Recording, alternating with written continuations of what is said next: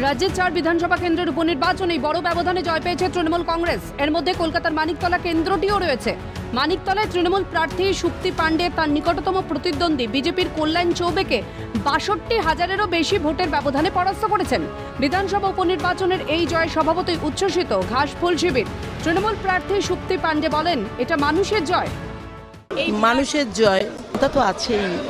ভীষণভাবে সাপোর্ট দিয়েছে, শ্রেয়া আছে, আমার টিম আছে, আমাদের সংগঠন আছে, টোটাল একার কারোর কৃতিত্ব নয় এটা। ভোটের এই ফলাফল নিয়ে শুরু হয়েছে রাজনৈতিক তরজা। মানিকতলা বিধানসভা নির্বাচনে দল বিপুল সাফল্য পেয়েছে মন্তব্য তৃণমূল নেতা জয়প্রকাশ মজুমদারের।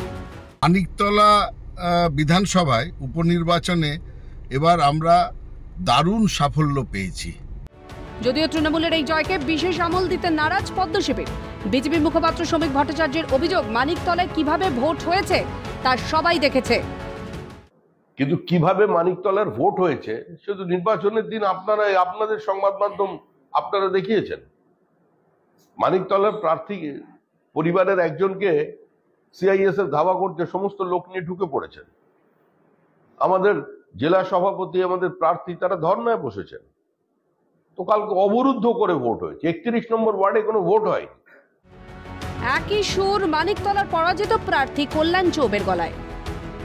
মানিকতলায় 95% ভোট লুট হয়েছে, অভিযোগ বিজেপি প্রার্থী কল্যাণ চৌবের। 679টা ভোট টোটাল, 3টে ভোট বিজেপি পেয়েছে, 676টা ভোট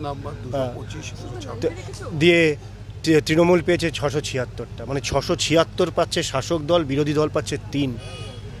এইরকম পার্থক্য তো নেই মানুষের মত প্রকাশের ক্ষেত্রে। আমি বলেছি 80% লুট হয়েছে যে যখন সকালে ঢুকছিলাম, এখন দেখছি 95% লুট হয়েছে।